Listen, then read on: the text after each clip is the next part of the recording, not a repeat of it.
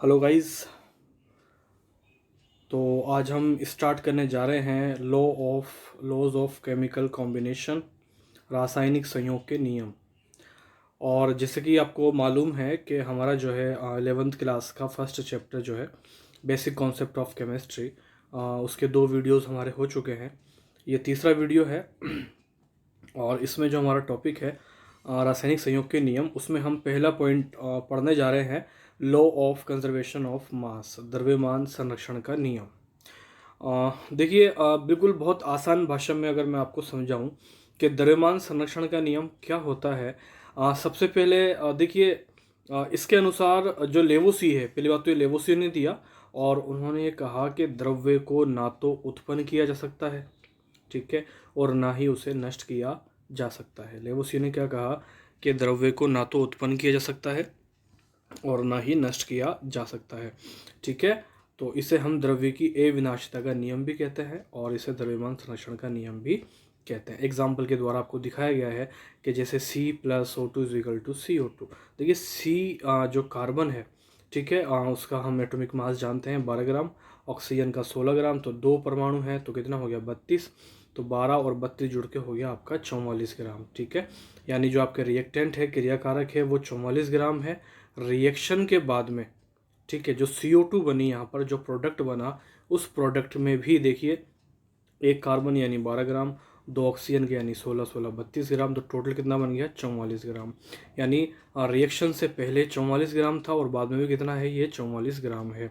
तो ये नियम यही था कि द्रव्यमान संरक्षण का नियम लेवोसी ने दिया 1789 में, 1789 के अंदर दिया, और लैंडोल्ट ने इसे प्रतिपादित किया। प्रतिपादित यानी प्रायोगिक इसका सत्यापन किया। कैसे किया, देखते हैं इसको जरा।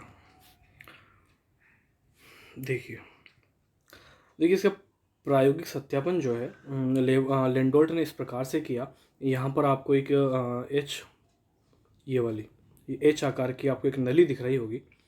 लैंडोल्ट ने क्या किया, इस एच प्रकार की नली में AgNO3, सिल्वर नाइट्रेट और NaCl, ठीक है, सोडियम क्लोराइड का विलयन लिया।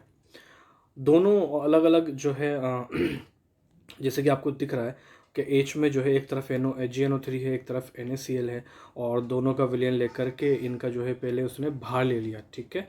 इसका पहले वेट नाप लिया, सब वेट कितना होता है इसका। उसके बाद में जल्दी से इन दोनों जो विलयन थे AgNO3 और NaCl, इन दोनों को उसने जो है क्या बोलते हैं इसको, ट्यूब को उसने हिलाया, और हिलाने के बाद जल्दी से जो है रिएक्शन इसमें हो जाती है, और रिएक्शन होने के बाद में इसमें बन गया और AgCl, ठीक है, और NaNO3, ठीक है। रिएक्शन हो गया, रिएक्शन के बाद में क्या बन गया, AgCl और NaNO3। अब बात यहाँ पर ये है कि जो आपका AgNO3 और NaCl जो रिएक्शन करके यहाँ पर AgCl बन गया, NaNO3 बन गया, तो उसका वेट क्या चेंज हुआ या नहीं हुआ, यहाँ पर ये देखने वाली बात है। तो जब जो इसका वेट रिएक्शन से पहले था, वही वेट रिएक्शन के बाद में नापा गया, यानी उतना ही वेट रिएक्शन के बाद भी आया। तो इस प्रयोग से ये साबित हो गया कि जो मैटर होता है, जो द्रव्य होता है, उसको ना तो उत्पन्न किया जा सकता है, ना ही नष्ट किया जा सकता है, ठीक है। इसका एक अपवाद भी है, तो वो अपवाद आपको याद रखना है, एक्सेप्शन आपको याद रखना है। हम जानते हैं साइंस में तो अपवाद बहुत ज़्यादा होते हैं। तो यहाँ पर है कि नाभिकीय जो विक्रियाएं होती है वो द्रव्यमान संरक्षण का क्या है, अपवाद है। और ये जो है ना बहुत अच्छा क्वेश्चन यहाँ से बनता है आपके नीट के एग्ज़ाम में भी हो सकता है ये, ठीक है, और अदर एग्ज़ाम्स में 12 बोर्ड में या इस तरीके से बहुत जगह काम में आता है आपके। तो ये हो गया